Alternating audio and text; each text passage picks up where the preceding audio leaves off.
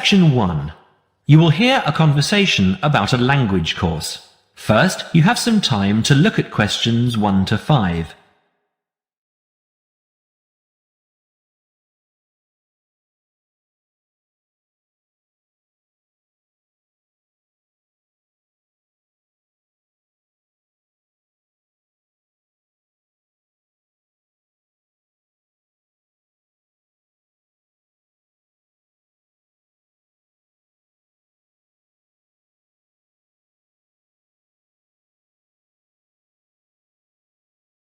You will see that there is an example that has been done for you. On this occasion only, the conversation relating to this will be played first. Good morning, Borgheimer Language Courses. How may I help you? Oh yes, I contacted you some time ago about following a German course in Germany, and you advised me to take your placement test before we go any further. Well, I've done that now, so I'd like to go ahead with booking the course for this summer, if that's possible. Certainly, sir. You said you took the placement test. What was the result? I was placed at the O3 level. O3. Right. That's lower intermediate. Fine, Mr. The answer is Level 3 or Lower Intermediate, so the course level has been filled in for you. Now we shall begin. You should answer the questions as you listen, because you will not hear the recording a second time. Listen carefully and answer questions 1 to 5. Peterson. John Peterson. Could you spell that for me, please, Mr. Peterson? P-E-T-T-E-R-S-S-O-N. That's a double T and a double S. Am I right? That's right. Now, could I ask you where the course takes place? Well, we offer courses in Hamburg and Berlin. For your level, there's never a problem. There are always plenty of people for the intermediate classes. Oh dear. Does that mean that there might be a lot of students in my class? I wouldn't be very happy about that. No, don't worry, Mr. Peterson. The maximum class size is 12, but I've never known there to be more than 9 or 10 in a class. It could even be 5 or 6. Good. Actually, I'd prefer to study in Berlin. And how long is the course? 3 weeks, 5 hours a day. 2 hours only on Saturday. Sundays free. I see. And what about accommodation? There you have a choice, Mr. Peterson. You can either stay with a German family who are used to having such guests, or you can stay on the university campus, or we can book you into a nearby bed and breakfast. Is there a big difference in price? Not really. Staying with the family works out the cheapest, and the bed and breakfast is a bit more money. Staying on the university campus comes somewhere between the two price-wise, but Berlin is not too expensive anyway. Which do you recommend? Well, if you want to practice your German and be part of a German family, I would recommend staying with a family. Our families are all hand-picked, and we've never had any sort of complaint. Yes, I'll probably do that then. What are the dates of the course? The first summer course starts on the 1st of June in Hamburg and a week later in Berlin, which is what would concern you as you have chosen the Berlin course. That's the 8th of June. The next course would begin on the 2nd of July and then... The 2nd of July course would be perfect for me. Can you put me down for it now? Certainly, Mr. Peterson. Can I have your address, please? 26 Mayfield Drive, Orpington, Kent. I'm afraid I can't remember the postal code. Don't worry, Mr. Peterson. I'll check on it. Before you hear the rest of the conversation, you have some time to look at questions 6 to 10.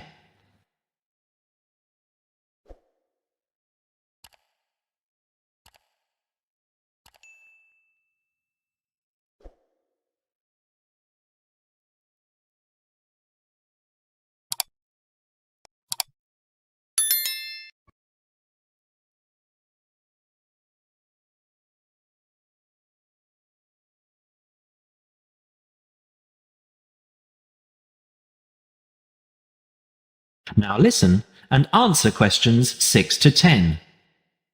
There are a couple of other things I'd like to ask. Certainly. What do I need to bring on the course? Well, apart from the obvious, you'll need our textbooks.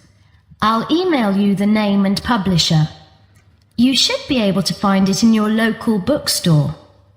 If you do have problems, call me or email me and I'll see what I can do.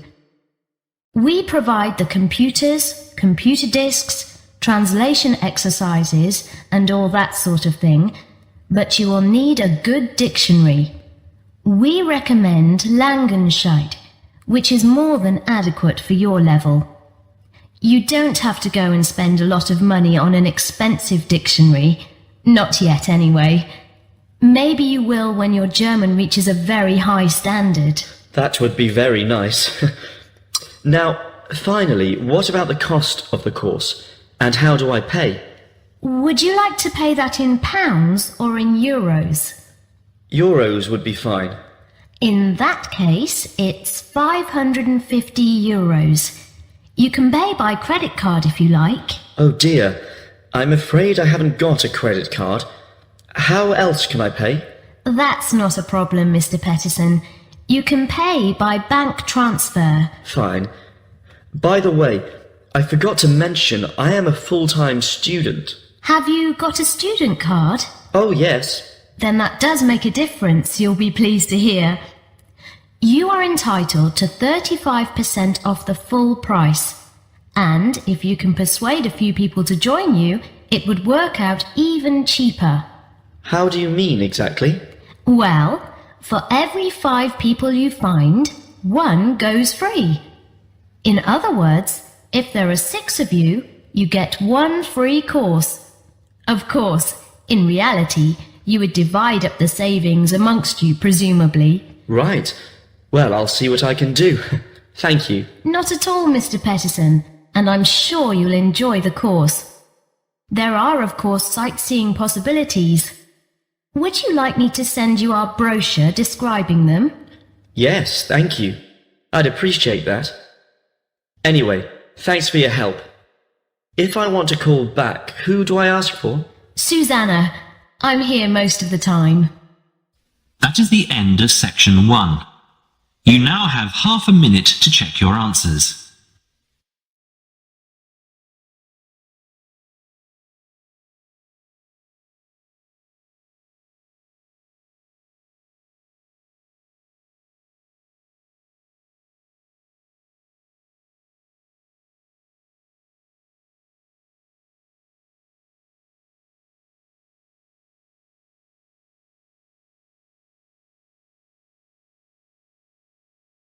Now turn to section 2.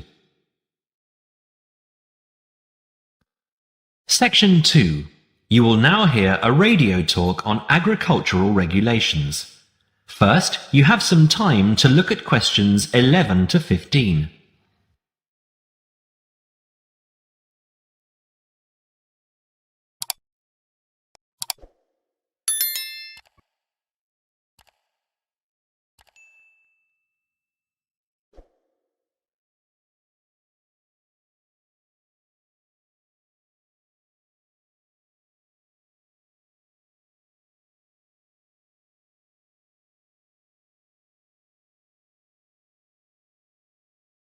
Now listen carefully and answer questions 11 to 15. Could there be clearer proof of the arrogance and indifference of those who are supposed to keep our food safe than the muzzling of John Verrill? Agriculture is a business, true, and businesses have to make money. But this shows how ministers and officials put the profits of the agriculture business before the well-being of the British people. Mr. Verrill, a pharmaceutical chemist, was appointed to represent consumers on one of the many committees that advise the government on food safety. When he tried to do his job, though, and wanted to warn ministers of a danger to children's health, he was refused permission to do so. The danger comes from hormones given to cattle in the USA and some other countries to make them grow faster. They speed up the animal's development to maturity. thus making meat production more profitable. There have, however, long been fears that the hormones have horrendous effects on the people who eat them, causing diseases as serious as cancer.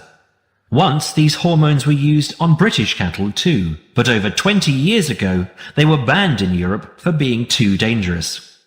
Indeed, so concerned is the European Union that it banned imports of hormone-fed beef years ago, much to the fury of the US government, which wants to sell it all over the world.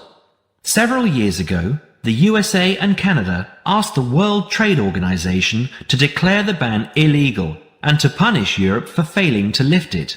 The WTO, with its long record of refusing to let environmental or safety concerns interfere with trade, agreed, imposing fines of more than $120 million a year on the EU for its refusal to back down.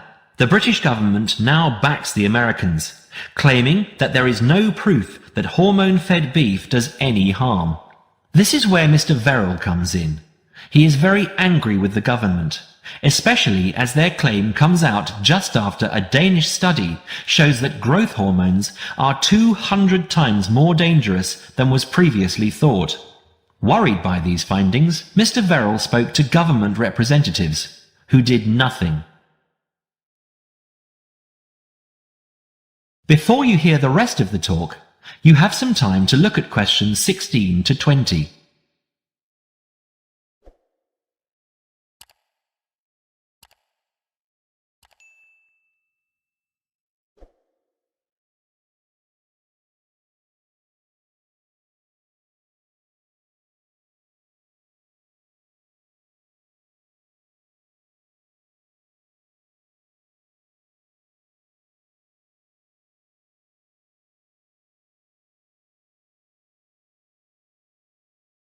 Now listen and answer questions 16 to 20. Not only that, but they have not been testing beef which is imported, which, by law, they are required to do. This directly affects the British public, as about 40% of the beef British people eat comes from abroad, supposedly from countries like Brazil, which does not allow the use of growth hormones. Brazilian beef is stocked by some British supermarkets and widely used in catering. Yet, when a Brazilian farm was recently visited by EU inspectors, a large stockpile of this banned substance was found. This is not the first food scandal we have had in our country. Take the present concern over a well-known chocolate company. Several months ago, the company found out that its sweets were contaminated with a rare form of salmonella, but they did nothing about it, leaving their sweets in the shops to be bought by the unsuspecting public. It was not until 5 months later, when several children had suffered food poisoning, that the chocolate bars were removed from the shelves. It makes you wonder how many other dangerous foods have been allowed onto our plates. That is the end of section 2. You now have half a minute to check your answers.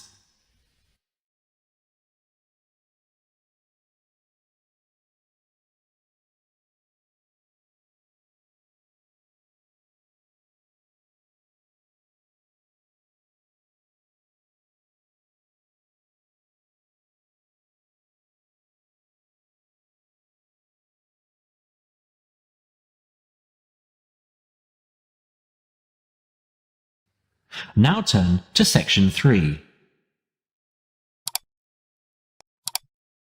Section 3. You will hear a conversation between a tutor and 2 students, Amanda and Jake. First, you have some time to look at questions 21 to 25.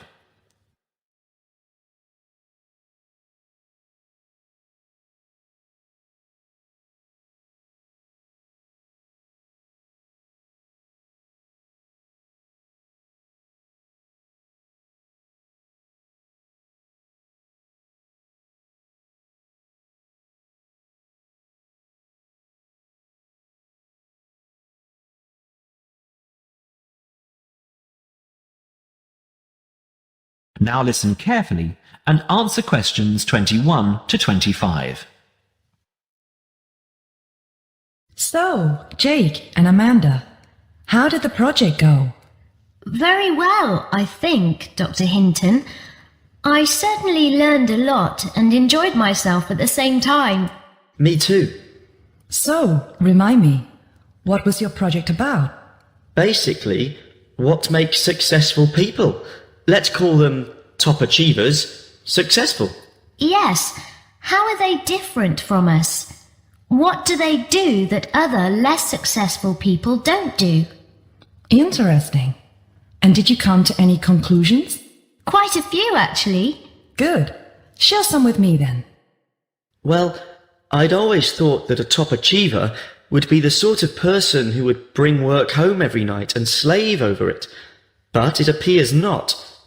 Those types tend to peak early and then go into decline. They become addicted to work itself, with much less concern for results. We found that high achievers were certainly ready to work hard, but within strict limits. They knew how to relax, could leave their work at the office, prize close friends and family life, and spent a healthy amount of time with their children and friends. There's a lesson for us all there. Anyway, go on. It's also very important to choose a career which you enjoy, not just one that pays well or which assures you of a pension many years down the line. Surely that's important though, Amanda. Yes, I agree, but being happy in your work is far more important than anything else. Top achievers spend over 2/3 of their working hours on doing work they truly prefer, and only 1/3 on disliked chores. They want internal satisfaction, not just external rewards such as pay rises and promotions. Before you hear the rest of the conversation, you have some time to look at questions 26 to 30.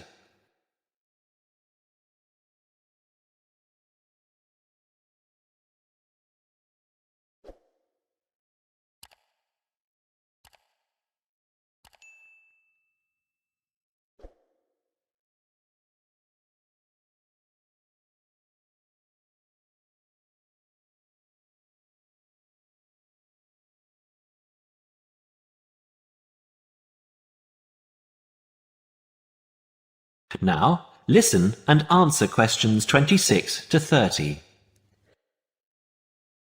Actually, in the end, they often have both, because they enjoy what they are doing. So their work is better and their rewards higher. Yes, Jake, that certainly makes sense. Now, can I ask you something?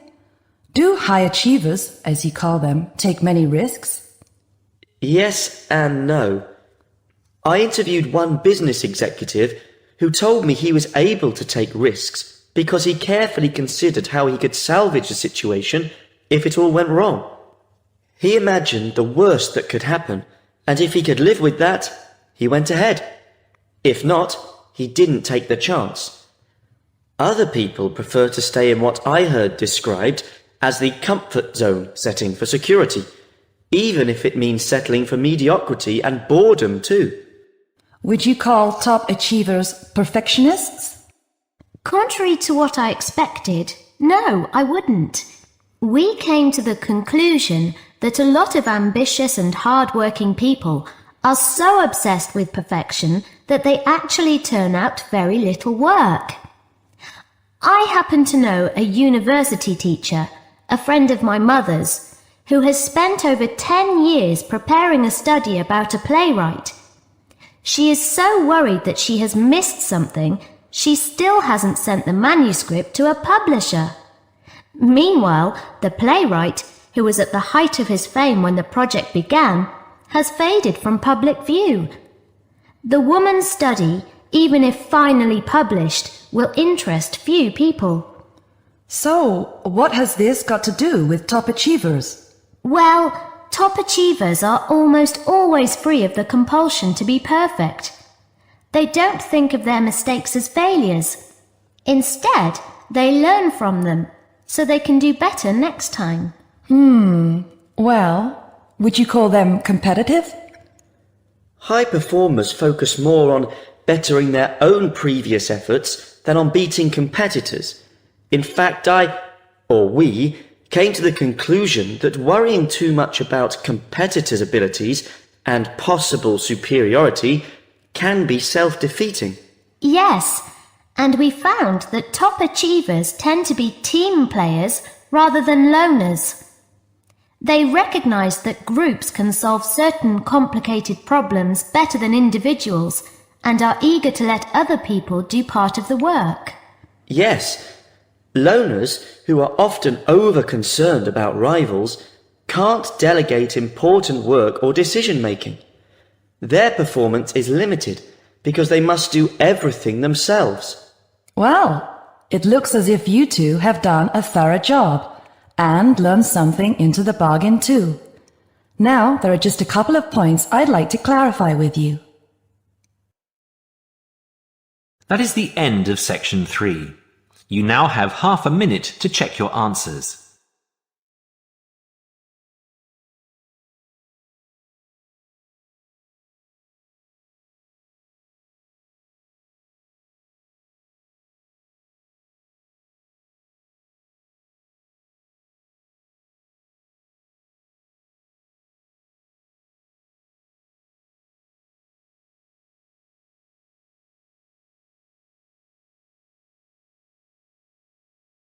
Now turn to section 4.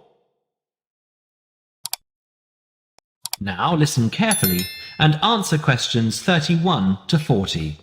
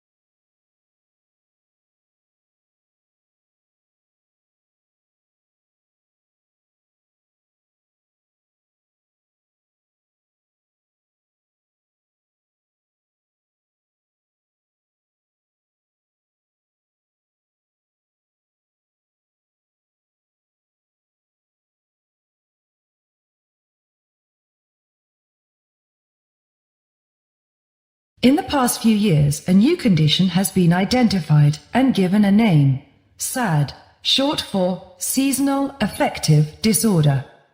This is now recognized as a distinct kind of clinical depression, where people become depressed at the onset of winter, accompanied by a craving for sweet things, causing weight gain. Each spring and summer would then bring on almost maniacal highs and feelings of boundless energy and happiness.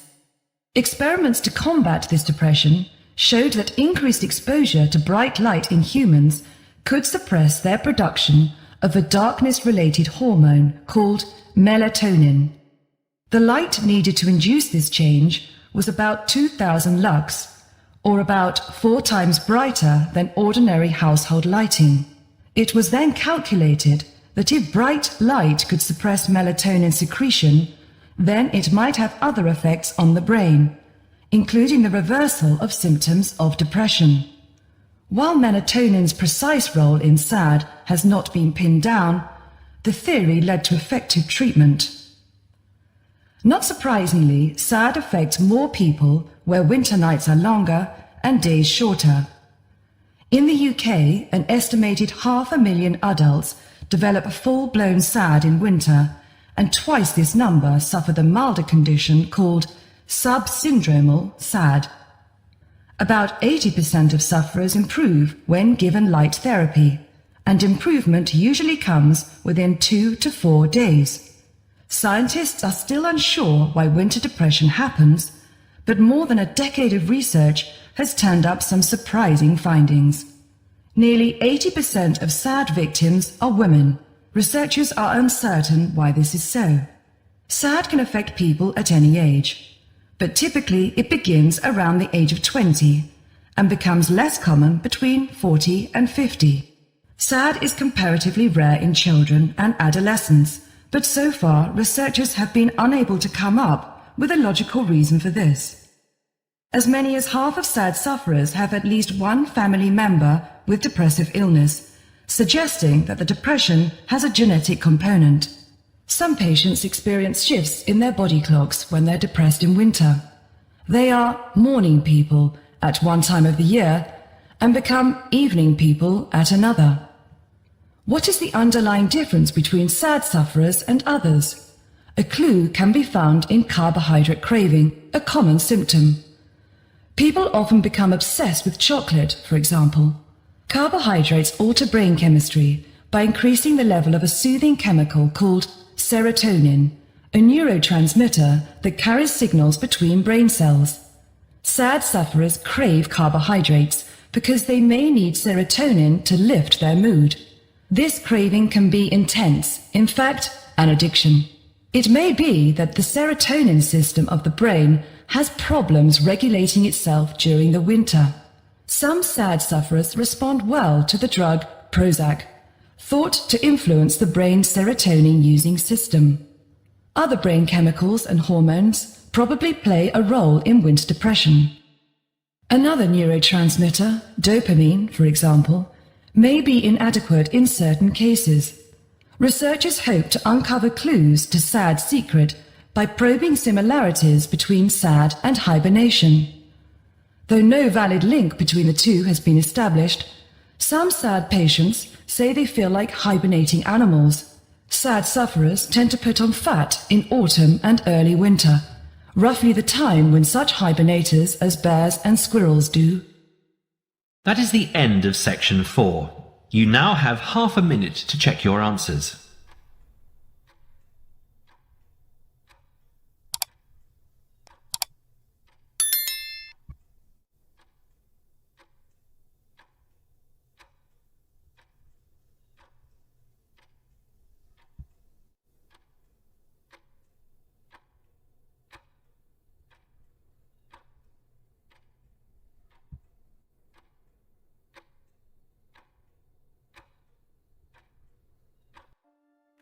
That is the end of the listening test.